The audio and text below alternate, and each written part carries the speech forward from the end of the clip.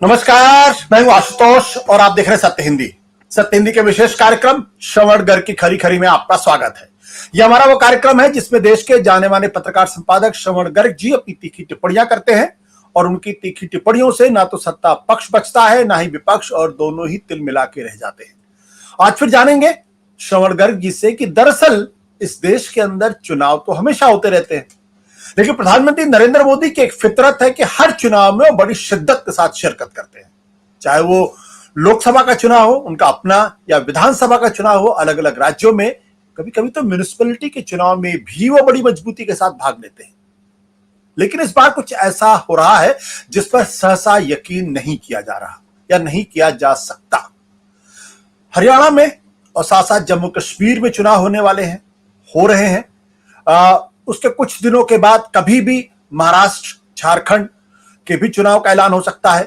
कुछ दिनों के बाद दिल्ली के चुनाव भी होंगे। लेकिन हरियाणा, जम्मू कश्मीर में चुनावी प्रक्रिया शुरू हो गई है। जम्मू कश्मीर में बस 2 हफ्ते के बाद वोट पड़ने वाले हैं, लेकिन प्रधानमंत्री नरेंद्र मोदी गायब दिखाई पड़ रहे हैं। वो ना तो हरियाणा में कोई रैली करते हुए, रोड शो करते हुए नजर आ रहे हैं, ना ही जम्मू कश्मीर में, बल्कि उसकी जगह वो विदेश यात्रा पर निकले हुए हैं। ऐसा शायद पहली बार हो रहा होगा, अन्यथा प्रधानमंत्री नरेंद्र मोदी के बारे में यह कहा जाता था कि वो एक राज्य के चुनाव खत्म होते ही दूसरे राज्य की तैयारी में जुट जाते थे। ऐसा क्यों हो रहा है, किस लिए हो रहा है, जानेंगे श्रवण जी। श्रवण जी, आपका बहुत बहुत स्वागत है। क्या कारण सर? सवाल है सर, ये जो आपने रखा है जी, और नागरिकों को इस बारे में सोचना चाहिए कि उन्होंने अगर अभी तक ध्यान नहीं दिया है। चुनाव का मामला तो एक बड़ा मामला है जो आपने रखा। मैं जो जिस बात की ओर ध्यान दिलाना चाहता हूँ कि देश कौन चला रहा है। मतलब मेरी चिंता यह है कि who is running the country, और दूसरा ये कि मोदी जी की अनुपस्थिति में देश चल रहा है, तो फिर भाजपा मोदी जी की जरूरत को जनता के बीच में स्टेब्लिश कैसे करेगी कि मोदी जी का होना जरूरी है।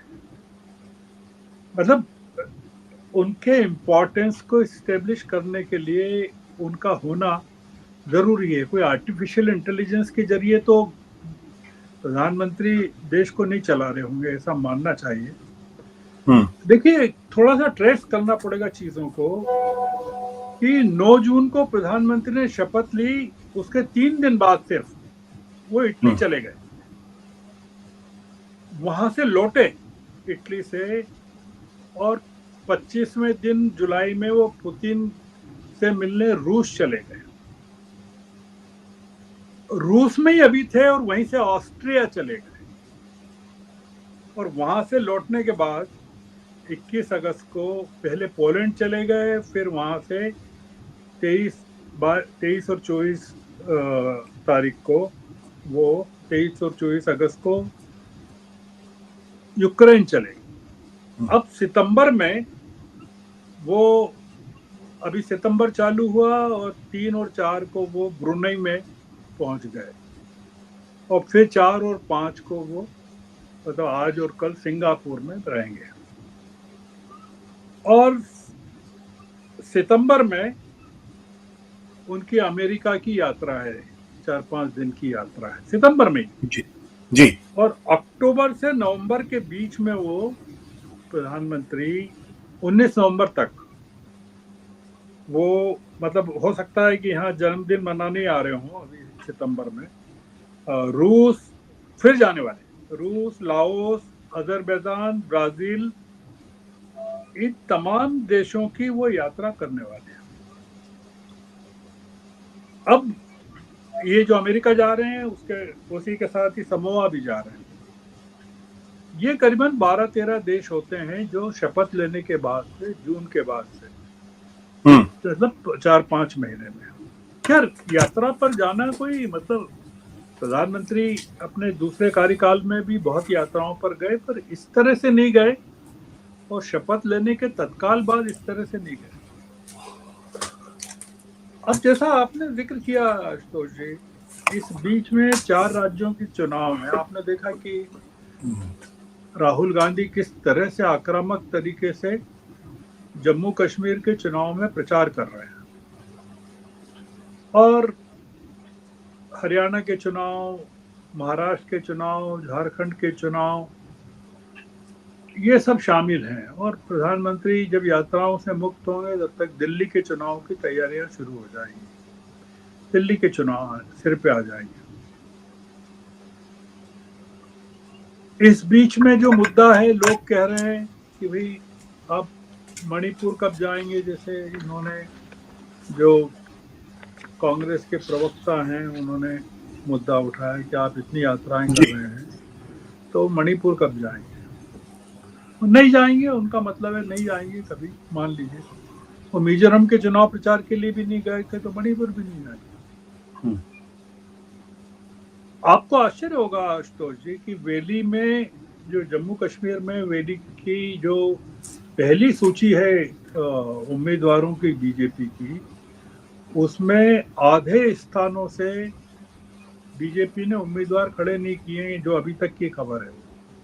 जी जी जी। मतलब ये कि आप सोचिए कि ये शायद, मतलब लोकसभा में तो किए ही नहीं थे, पर विधानसभा का जो पहली बार बात चल रहा है कि इतने क्रूशियल इलेक्शन हो रहे हैं इतने सालों के बाद, उसमें वैली में आधी जगह से, जबकि वो कह रहे हैं कि 370 के बाद इतनी बड़ी क्रांति हो गई है वहां। मुद्दा सिर्फ ये नहीं है कि हो सकता है कि मोदी जी ने हैंड ओवर कर दिया हो पूरे इलेक्शन को आरएसएस के हाथों में, कि भाई आप बहुत पीछे पड़े थे तो आप ही निपटिए पूरा का पूरा, और आप चलाइए, आप जीत के दिखाइए। और वो हो सकता है कि हार का ठीकरा अपने ऊपर नहीं फोड़वाना चाहते हो कि देखिए मोदी जी के नेतृत्व में ये 4 राज्य फिर हाथ से चले गए। पर मुझे लगता है कि मामला कहीं ज्यादा गंभीर है, जो ये चुनाव से ज्यादा, क्योंकि जो दिख रहा है, मतलब गलत भी हो सकता है, गलत होना भी चाहिए, कि पीएम अपने अपने ही लोगों, अपनी पार्टी, अपने समर्थकों से दूर होते हुए दिख रहे हैं, मतलब नजर आ रहे हैं, वो हकीकत में नहीं भी हो। तो एक सवाल ये उठता है कि पार्टी का जो नेतृत्व है कौन कर रहा है, मतलब कौन इसको चला रहा है। मतलब कोई छोटी मोटी पार्टी नहीं है, अभी 18-20 करोड़ तो ऑलरेडी हैं और सदस्यता अभियान भी चालू हो गया है। तो इतनी बड़ी पार्टी को कौन चला रहा है? क्या मोदी जी ने कोई अपने पावर्स या अपनी अथॉरिटी को साइलेंटली डेलीगेट कर दिया है कि भाई आप चलाइए, अब मेरे ऊपर भरोसा मत कीजिए? क्योंकि दिक्कत यह है कि दुनिया में 195 मुल्क हैं, और आप कभी नहीं पाएंगे कि कोई शासनाध्यक्ष जो है इस तरह से यात्राएं कर रहा हो। मतलब अपन एक तरह से गरीब मुल्क हैं, और गरीब मुल्कों के शासनाध्यक्ष तो वैसे भी अफोर्ड नहीं कर सकते कि वो इस तरह से यात्राएं करें। तो एक जो मन में उभरता है कि क्या मोदी जी किसी को अपनी जगह तैयार कर रहे हैं, या एक्सेप्टेबिलिटी उसकी कायम कर रहे हैं, कि भाई आप एक विकल्प के तौर पर, एक जो कहा जाता है कि हु आफ्टर मोदी, क्या कुछ ऐसा तो नहीं है कि वो अमित शाह को तैयार कर रहे हैं फॉर एग्जाम्पल, जो विदेश यात्रा पर कभी भी नहीं जाते, अपने जीवन में शायद 1 या 2 बार गए होंगे वो विदेश यात्रा पर, मतलब हवाई जहाज में पैर ही नहीं रखते विदेश जाने के लिए। तो क्या पार्टी में और उसके जो आनुषंगिक जो ऑर्गेनाइजेशन संगठन है, उसमें एक सक्षम प्रशासक के रूप में, एडमिनिस्ट्रेटर के रूप में अमित शाह की एक्सेप्टेबिलिटी को बनाने की कोशिश की जा रही है, और विकल्प के रूप में उनको स्टेब्लिश किया जा रहा है? क्योंकि ये ऑब्वियस है कि इस समय जितने निर्णय लिए जा रहे हैं, मतलब चुनाव को लेकर, लिस्ट को लेकर, अलायंसेस को लेकर, वो अमित शाह कर रहे हैं मोटे तौर पर, जो दिख रहा है अखिल भारतीय। तो क्या पीएम की सहमति से पूरा का पूरा हो गया है? अब एक दूसरा जो सवाल ये है कि नागरिकों ने अब ये इस बात पर गर्व करना बंद कर दिया है कि पीएम विदेशों में देश के झंडे गाड़ रहे हैं। मतलब पहले पीएम जाते थे, अमेरिका जा रहे हैं, ब्रिटेन जा रहे हैं, वहाँ जो उनका स्वागत होता था, जय जयकार होती थी, रैलियों में वो जाते थे, तो उसका माइलेज जो है भारत में मिलता था। हम्म। पर अब वो चीज भी नहीं है कि नागरिकों ने बात करना भी बंद कर दिया है कि पीएम कहाँ गए थे। मतलब रूस गए थे, ऑस्ट्रिया गए थे, यूक्रेन गए थे, पोलैंड गए थे, ब्रुनेई गए, सिंगापुर गए, इटली गए। लोगों को ध्यान ही नहीं है कि पीएम कहाँ है। तो क्या पीएम, देश के नागरिक जो हैं, देश के जनता जो है, वो अब इस बात का को सोचना प्रारंभ कर देगी कि पीएम ने अपनी तीसरी पारी को लेकर 100 दिनों के कामकाज का जो एजेंडा उन्होंने कहा था चुनाव के पहले और ठीक चुनाव के बाद कि हमने 100 दिन के कामकाज का एजेंडा तैयार कर लिया है, तो उस एजेंडे का क्या हुआ? मतलब वो कहाँ है एजेंडा? क्योंकि जब पीएम 100 दिन पूरे कर रहे होंगे तब वो अमेरिका यात्रा की तैयारी कर रहे होंगे। मतलब 19-20 तारीख को सितंबर को 100 दिन पूरे होंगे और वो तब अमेरिका जाने की यात्रा कर रहे हैं। तो फिर क्या हुआ? क्या एजेंडे का क्या हुआ? पीएम के एजेंडे का क्या हो गया या बीजेपी के एजेंडे का क्या हो गया? दूसरा ये कि हमने इस चीज पर सोचा नहीं है, क्योंकि और बीजेपी में सोचने की मनाही है। बीजेपी में ये है कि भाई सोचने का काम आपका नहीं है। तो क्या बीजेपी के जो सांसद हैं या विधायक हैं या जो अभी 4 चुनाव में बीजेपी के टिकट पर जो विधायक लड़ना चाह रहे हैं, उम्मीदवार लड़ना चाह रहे हैं, वो क्या स्वयं के भविष्य को लेकर चिंतित नहीं हो रहे होंगे कि ये क्या हम्म। हो क्या रहा है, पार्टी में चल क्या रहा है? मतलब जी। वो किसकी तरफ उनको देखना चाहिए? जैसे कांग्रेस अभी पूरी तरह से राहुल गांधी की तरफ देख रही है, हर चीज के लिए देख रही है। पर बीजेपी का सांसद किसकी तरफ देख रहा है, ये देश को पता नहीं है। मतलब वैसे फॉर्मली तो प्रधानमंत्री की तरफ देख रहा है, पर इनफॉर्मली क्या प्रधानमंत्री की तरफ देख रहा है या प्रधानमंत्री अवेलेबल है क्या?